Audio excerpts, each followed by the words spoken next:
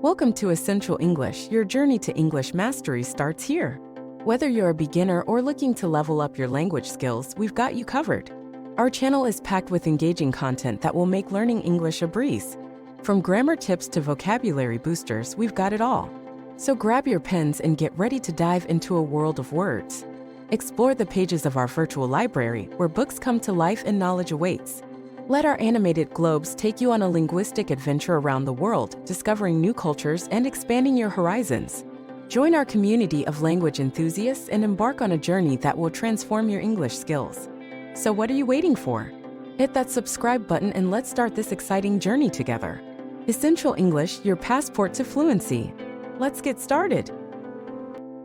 Lesson 11. Hob tells the life story of a Great Briton. Hob, you have told us about one or two great men in history, but I'd like to tell you about a great man who is still living. May I? Mr. Priestley. Certainly. Hob. Who is it? Hob, my Uncle Albert, Mr. Albert Hobdell. Pedro. Well, you've been threatening us with this for the last 2 years, so let's get it over. Hob. Well, I'll tell you the story exactly as I had it from him. The story of Uncle Albert. 15 years ago, said Uncle Albert, I was a caretaker at Greyfriars Street School in Manchester. I swept the floors and cleaned the blackboard and put the desks straight after school and let the boys out if they school and opened the windows in the morning and locked the doors at night, put coal on the fires and did about 100 other odd jobs, all for £5 a week. As a matter of fact, I quite liked the job.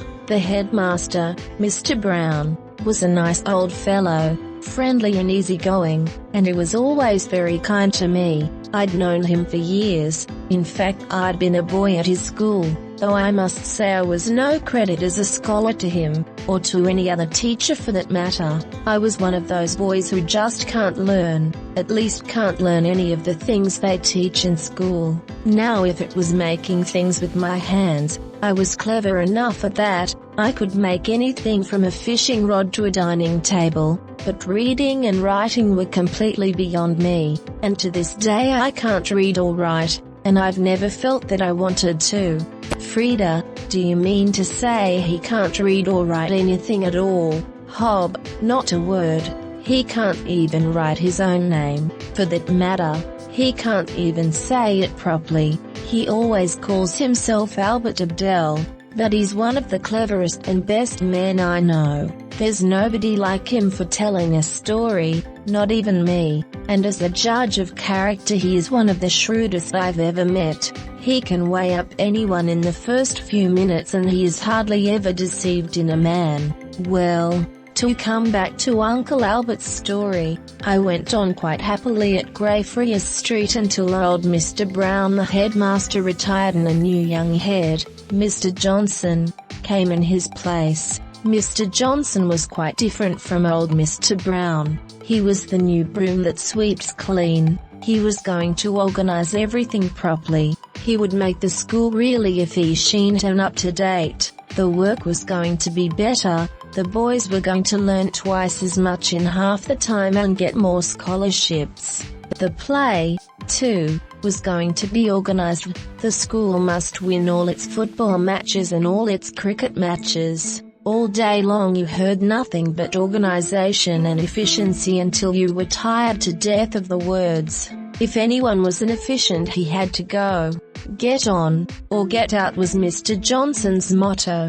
At first I got on all right. I could do my work quite well and there were never any complaints. Then Mr. Johnson had the idea that what was wanted to make the school more efficient was a time book. Every one of the staff had to sign this every morning when he came to school, putting in the exact time that he arrived, and sign it again in the evening, putting in again the exact moment that he went away. At the end of the week the headmaster looked at the book to see that no one had come at 8 minutes to 9 instead of 10 minutes to, or had dared to go away before he himself had gone. So on Friday he picked up the book and looked at it. Yes, it seemed all right, and then he noticed that my name was not there at all. He could hardly believe his eyes. I was sent for and I went. feeling rather worried, to the headmaster's room. "Oh, Hobdle, I gave orders that every man had to sign the time book. Did you know about that order?" "Yes, sir. I don't see your signature here." "Did you see the book?" "No, sir. When I give orders I expect them to be carried out, and any man who doesn't carry them out leaves. Do you understand that?" "Yes, sir."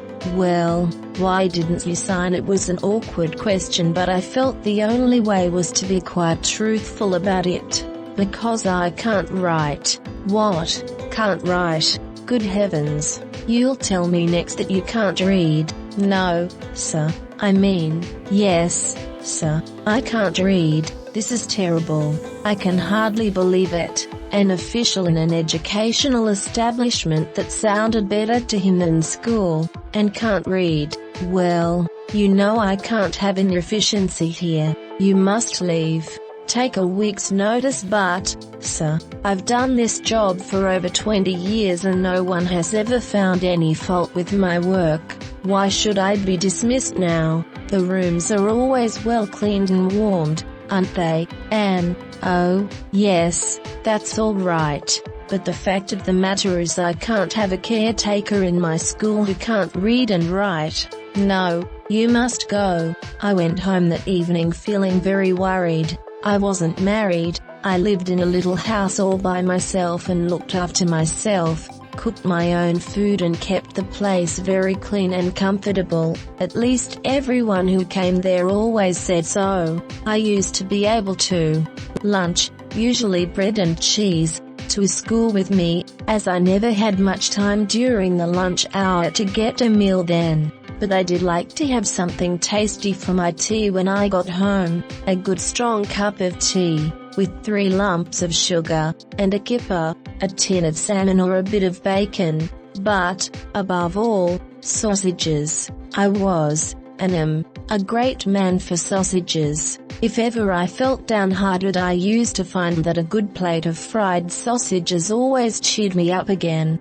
So I thought I'd get half a pound on my way home and fry them for my tea, and then, perhaps, I'd feel less miserable. And then I remembered, Mrs. Wiggs, who kept the little shop where I always bought sausages, had died and the shop was empty now. Yes, here it was looking as cheerless and unhappy as I felt. There would be no sausages tonight, for there was no other shop anywhere near that sold sausages, at least none that were eatable. And I knew there was nothing else in my cupboard at home. That was the last straw, the straw that breaks the camel's back.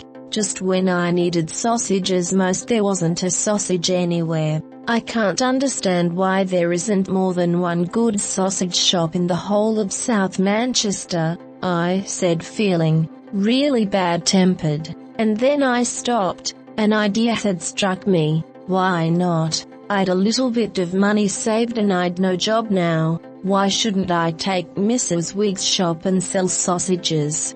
I got so excited at the idea that I forgot all about my tea and the job I had lost. I knew the landlord of the shop, and I went round that evening to see him. There was no difficulty at all. Within a week the shop was open and I was behind the counter selling sausages. And then I had another idea. Why not sell sausages ready cooked? So I fried sausages and had them all hot just about 5 o'clock.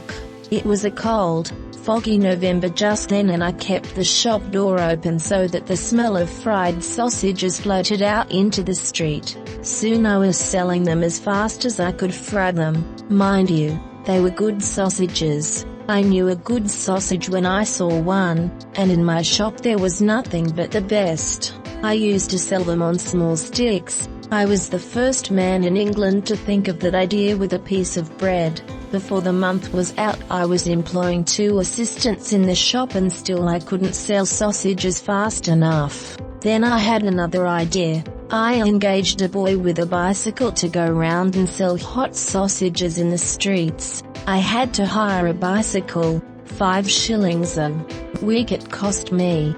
But I soon needed 2 more assistants to cook sausages for the boy and then 2 more boys to take round the sausages.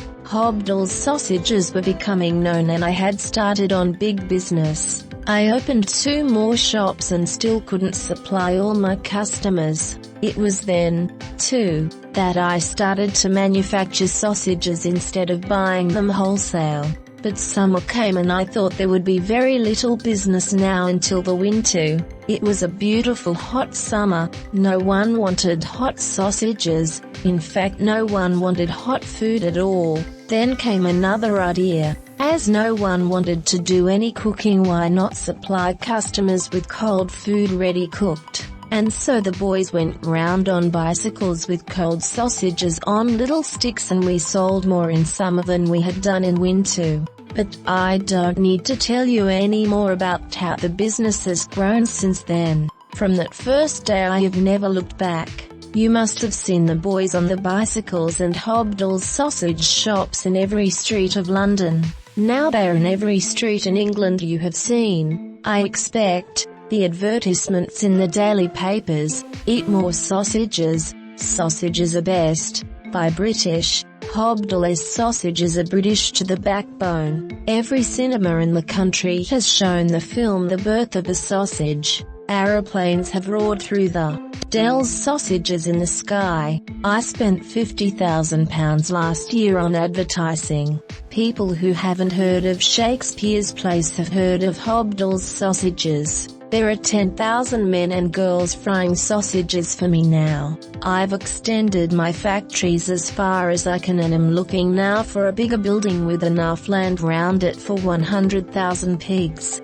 Funnily enough, up to 5 years ago I had never had a banking account, but everyone told me I ought to have one. So I went to see the manager of the bank in the place where my factory is and said I wanted to open an account with him. He was very polite and friendly. Certainly, Mr. Hobdell. How much would you like to start with? Oh, about £200,000. Very good, Mr. Hobdell. Oh, yes, we'll arrange all that. Now you will need a checkbook and we shall want a copy of your signature. Will you please sign here? I laughed. Sorry, Mr. Park, I said. You may hardly believe it, but the fact of the matter is I can't even write my name. I can only make my mark.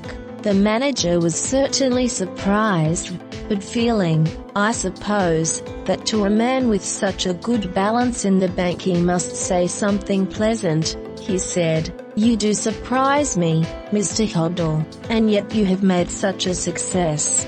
Education at all, what would you have been, I wonder, if only you had learned to read and write?" I laughed. "Caretaker at Greyfriars Street School at £5 a week," I said. Verb study. 8. Break. On page 96 you have the sentence, "That was the last straw, the straw that breaks the camel's back." Here are further examples of the use of break. You can break up, equals knock to pieces, that box for firewood. The school breaks up, equals begins holidays, on Friday. The police broke down the door and entered the room. The car broke down, equals wouldn't go, when we were 20 miles from home. When the woman heard the bad news she broke down, equals was overcome with sorrow. The little girl broke into tears, equals cried, and cried as if her heart would break. Exercises. 1. Word study. Use the following. History, also historical. Note the difference in accentuation. Threaten. Caretaker. Odd. What are the 4 odd numbers and the first 4 even numbers? Use the phrases £4 odd, odds and ends, an odd glove, to fight against heavy odds, easygoing, shrewd, retire. Use also retirement, organize, also organizer, organization, efficient. What is the opposite? Scholarship, match. 2 meanings, motto, staff, sign. What is the corresponding noun? Awkward, worry, tasty, fry, bicycle, manage, street, apply, anxious, downhearted, satisfied, leather. Verb, break. Connected with cooking, cupboard. Note the pronunciation, counter, ready cooked. What is a ready-made suit? Fog, assist, also assistant and assistance, bicycle, hire, compare hire, customer, manufacture, wholesale, the opposite is retail, advertise, also advertisement, note the different accentuation, film, check, compare check, balance. 2. Choose 20 of the following words or phrases, and give for each another word or phrase of similar meaning to that in which the word is used in the passage. 1. Let's get it over. 2. Reading and writing were completely beyond me. 3. Shrewd. 4. Way up someone. 5. Retire. 6. Broom. 7. Up-to-date school. 8. You had to put in the exact time you arrived. 9. He picked up the book. 10. I expect orders to be carried out. 11. Awkward question. 12. An educational establishment. 13. Dismiss.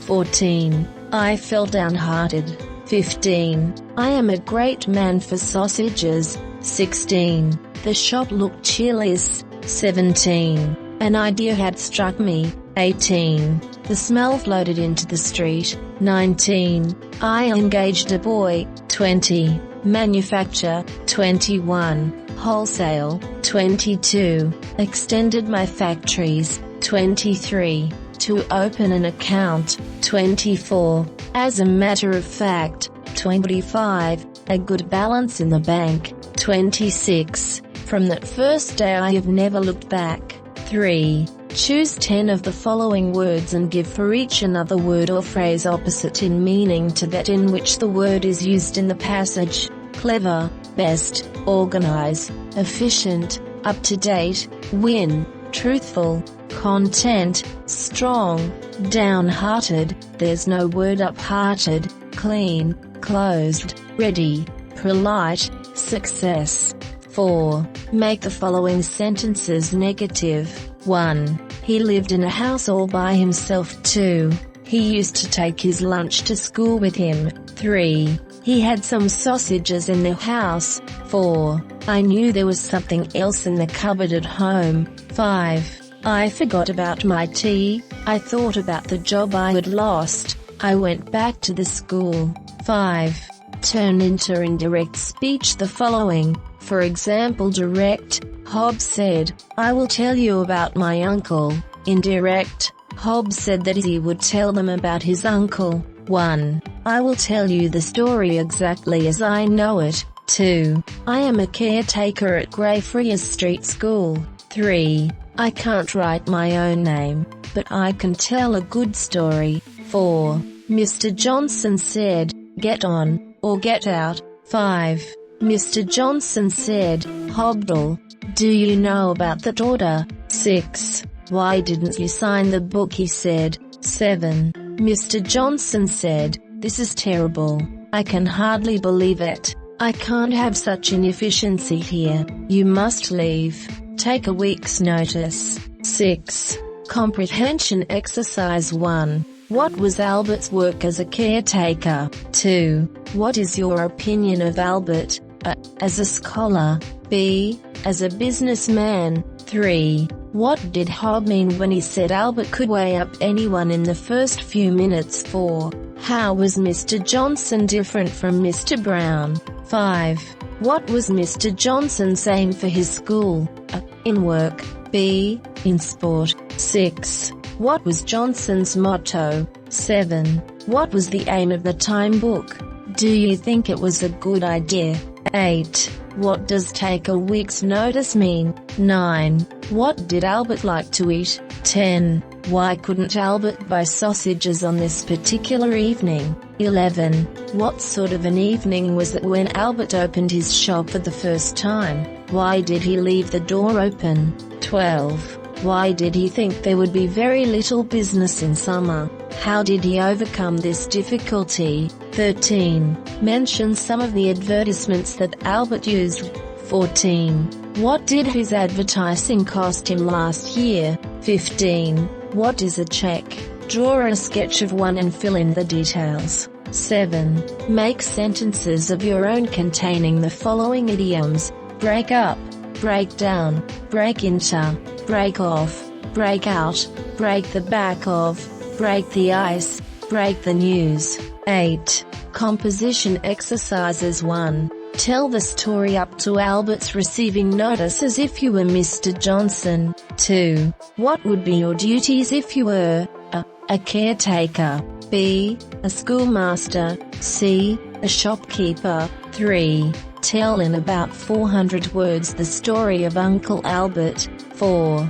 Write a letter congratulating someone on having suddenly made a fortune, or on becoming a father, or being made a manager of a business. 5. Write an essay on the subject "Every cloud has a silver lining," or "It's the last straw that breaks the camel's back."